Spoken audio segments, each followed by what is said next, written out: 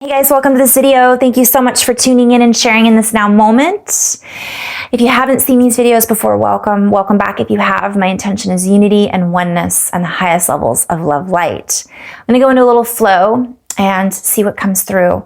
I've already been writing some things down or sharing some things via recording this morning that I will have to type up and share with you at a later basis. So this is not necessarily meant to be understood on a linear level, probably mixed in with some light language, toning, sound harmonics, as well as some messages from my higher aspect to yours.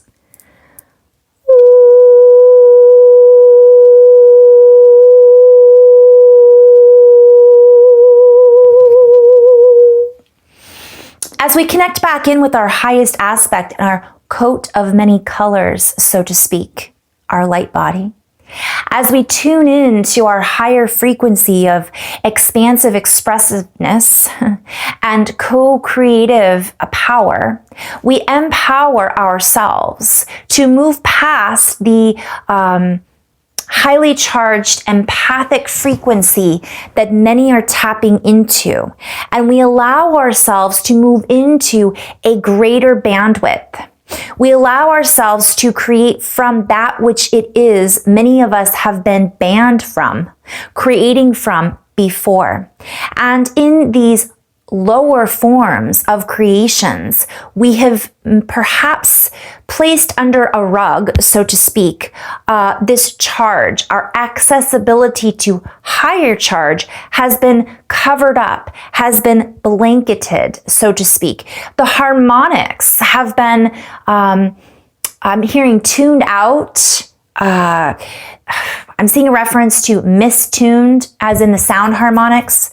Hertz. Some of us have heard about the sound tuning, 432 or 440 versus the 2. So that's been played with. What we're tuning into as far as our heart harmonics. I'm seeing what's happened is many of us have lost that charge. What's the Righteous Brothers? You've lost that love and feeling. So many are having, it's been blanketed. So what I was guided to share, and I'll go back into flow, but I'm kind of in flow right now as it is. What happens is if what I'm being shown is that if we allow ourselves to get back into the heart and we allow ourselves to charge that inner bliss. I was shown a pinball machine earlier because what happens is the charge, so there's lots of different examples. So I'll get to that in a moment. Many people are having a disconnect. They're not even aware that they are not ever connecting into a coherent state. They think they are, they're not really, or they don't even realize that that's a state and they're always plugging into the 3D matrix, unaware that all of this other stuff is blanketing, covering up their true inner power to create their own charge. And they are, I talked about this in a previous video, plugging into other things to light their charge. And this is creating a chemical imbalance. And the more we can charge back into and plug back into our true source of alchemy, which is source, God, Mother Creation, whatever we want to call it, right? The spirit that moves in all things, as the Indian, Native American cultures talk about, the natives. We are being reminded that we need to keep the spark going and do it on a daily basis. Because oftentimes, as I mentioned earlier, we don't realize that we're not even in a state of coherence ever. Some people don't even know that that is a place they can be or experience. Some people are just doing it naturally all the time. Very few. Others are doing it and then they lose the charge. Hence, you've lost the loving feeling. They can't seem to get back there because they're not in the habit of practicing being in that space. And that's the pinball machine effect, is what I'm shown. So there's two different visuals. If you visualize a pinball machine as the human body, and we have this charge that comes up from the heart and spreads through everything and allows us to feel a space of coherence. Also, it's the Kundalini. We pull the charge, that flame up from the root all the way up through the crown, igniting through the heart, right? And that's that pinball machine. You hit the pinball and it goes ding, ding, ding, ding, and goes and hits a home run or a goal. I'm using all these different sports references. Or soccer.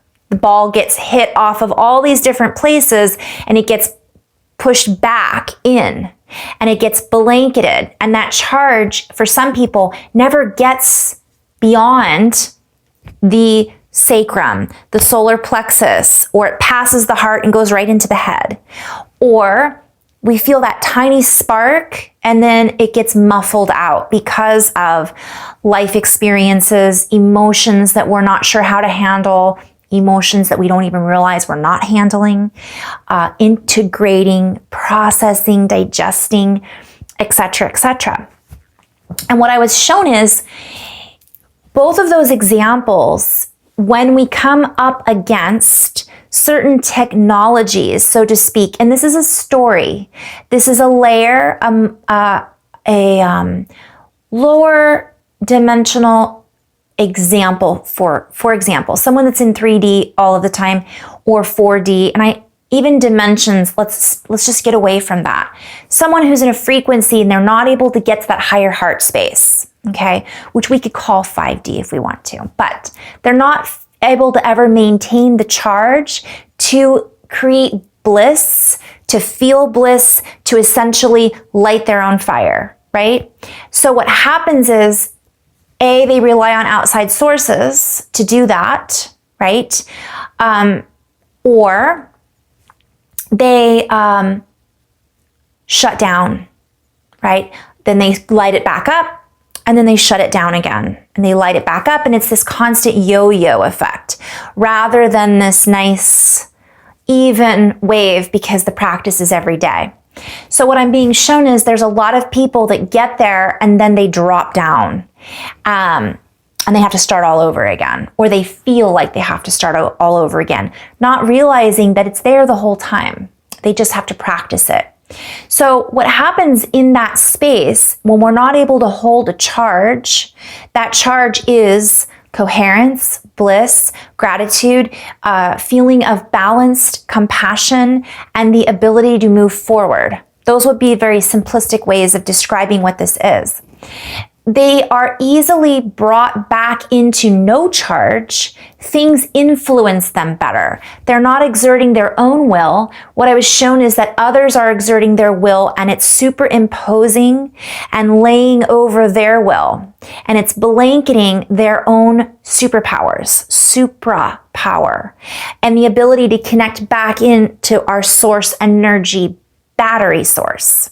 So then we don't have as much fuel to get through our day, to work through certain triggers. We are easily triggered by other things because we are being distracted by this blanket that has superimposed its will over our own will.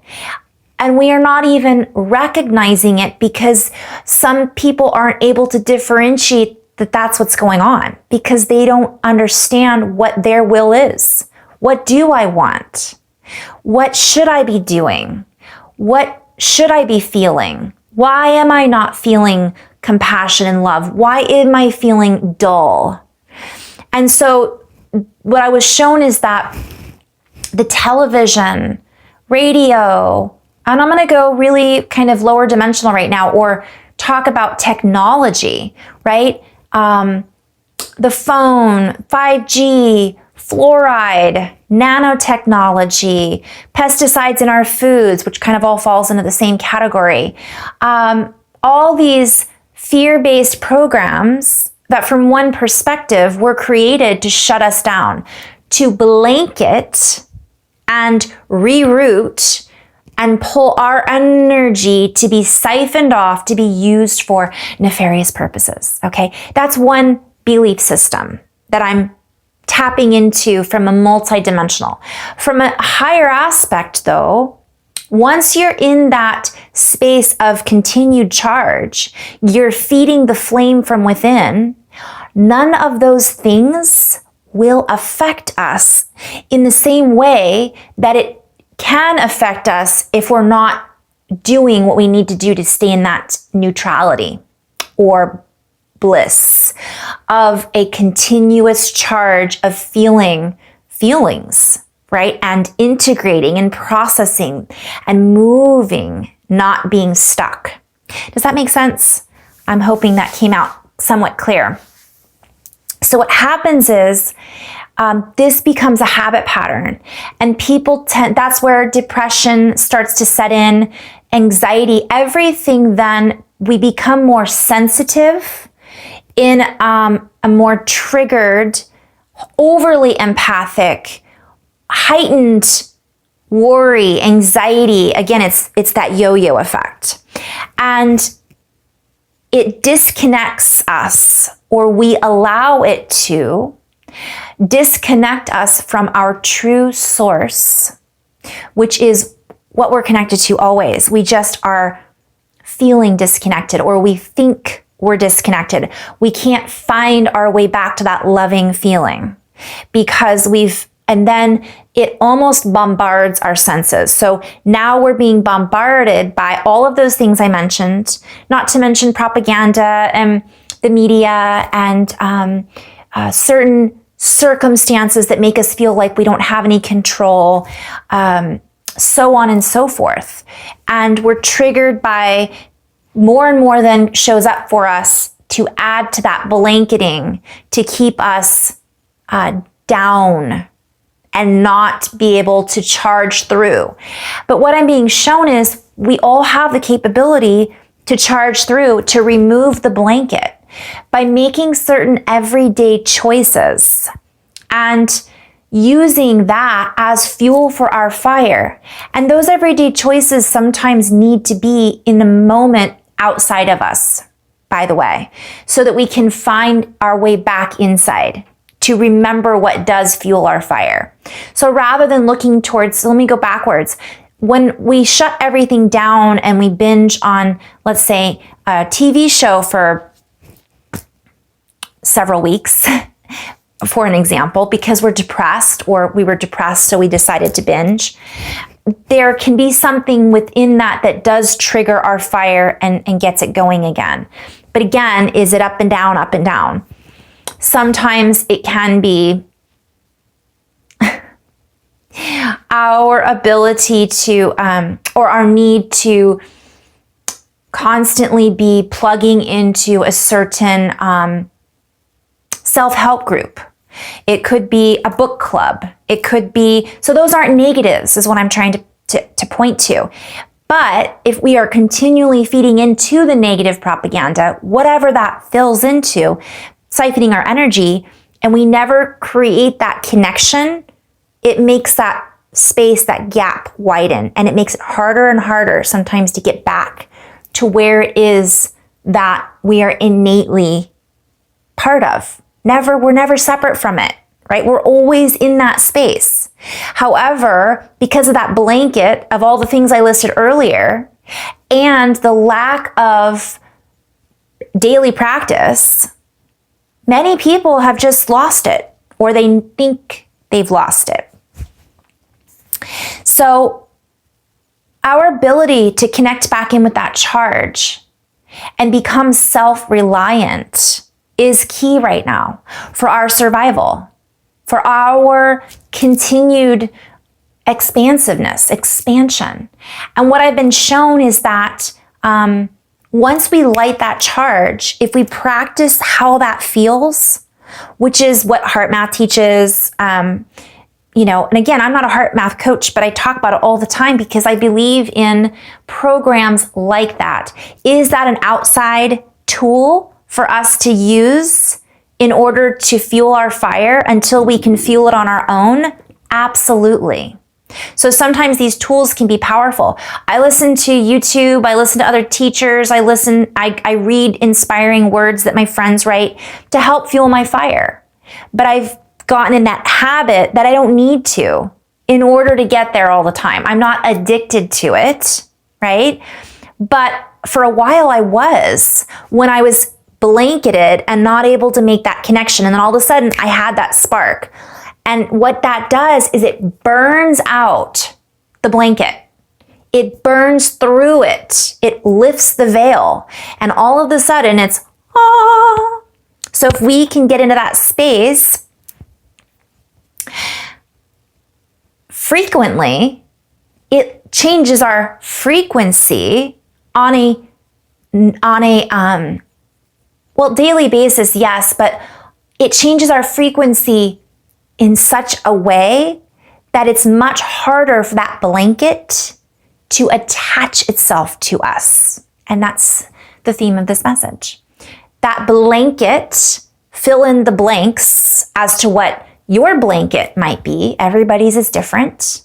Yes, will it be helpful if we have been, we can be blanketing ourselves with poor food choices. We can be blanketing our higher super sensitivities with sugar, which makes us overly sensitive and easily triggered, and caffeine. So if we take that away from the equation, can that help us tap back into a space of bliss? Absolutely. However, once you maintain the frequency of bliss, and again, I'm not talking about sunshine and rainbows, it's neutrality, it's a 0 point space, it's feeling balanced, for the lack of better words. That's just an easy space to be in. Once we feel that, oh, this is what it feels like, and we do it on a regular basis, those other blankets cannot attach themselves to us. Does that mean we should abuse sugar and alcohol and caffeine? No. However, we are not as easily influenced.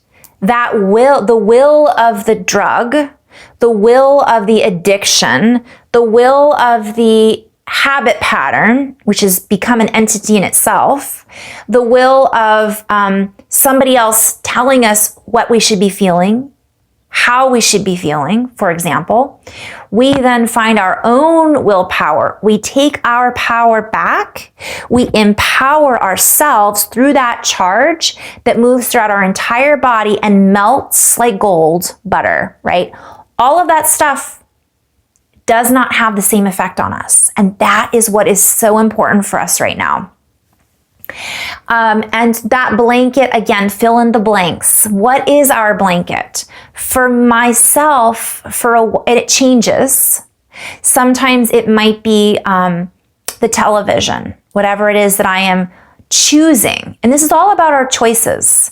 We can choose to continue to feed ourselves these things that create a higher trigger for us, or create, I'm hearing like the nerves are on end. So then we hear somebody on TV say something that makes us feel emotional, right? And then in that moment, we're making a choice. And so then we have more coffee, or we drink more alcohol, or we eat more sugar. And it's like this constant never-ending cycle. And this can be with anything. It can be listening to a particular news station that we know creates this high anxiety. You guys ever seen that movie, High Anxiety? My husband made me watch that. Which is actually a pretty funny movie. It's old. Mel Brooks. Anyways, we can, so it can be food, it can be people that we're spending time with. If we're feeling heightened senses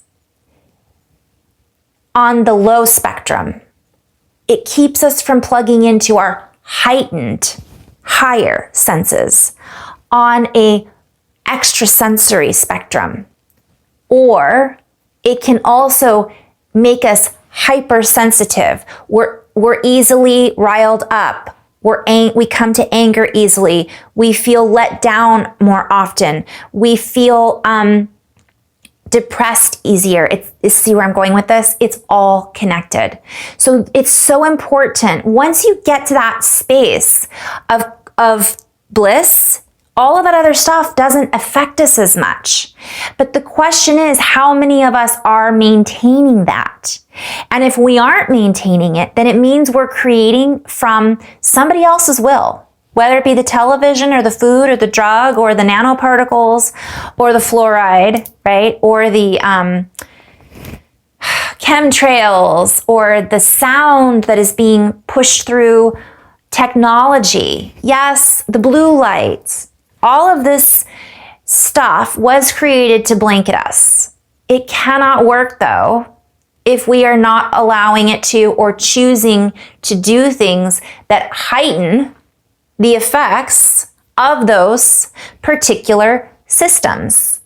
And this is something that many of us, this all comes back in also to fear. How much charge do we have around all of those words that I just shared? If we are charged by that, again, that means we are not in a place of neutrality. We're in a place of fear. And I've been there. I still experience that, by the way.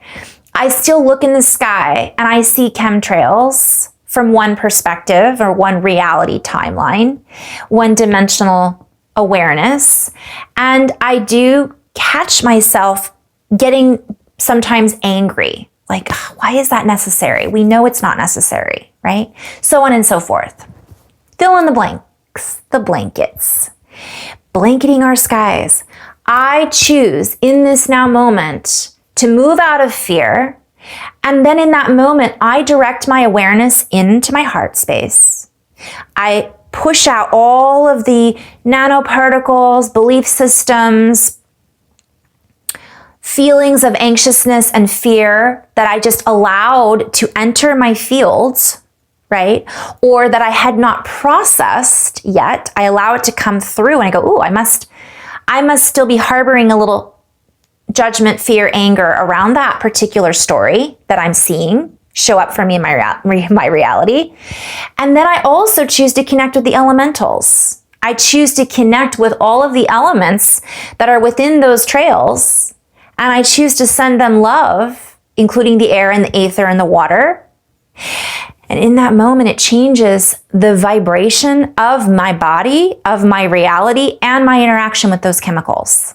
And that's one example.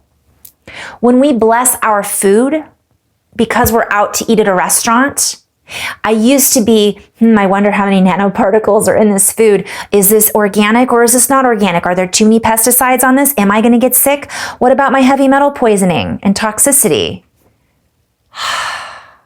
I bless my food and I can literally feel my heart and my relationship in that moment with my food change the entire energy of my food. That doesn't mean I'm going to go out and eat non-organic food, meat products, whatever it might be, all of the time and load my body with that, right? That's not what I'm going to I choose now to fill my plate with beautiful organic vegetables because that is what Mother Earth was designed for, to give us those beautiful vegetables, right? For example. But is that always available to me in the environment that I'm in that moment? Not necessarily. So we're always making a choice, whether we realize it or not. And if I'm in a place of fear, when I make that choice, technically, I am not in a place of neutrality. I'm in a place of polarity or charge. And then that energy is exerting its will over my own will. Or exerting itself in blanketing my own charge and allowing my charge to settle into a place of fear, to settle into a place of anxiety, to settle down into, not into the heart, right? So that's the message of the day. I didn't mean for this to go on this long, but in love and light, guys, namaste.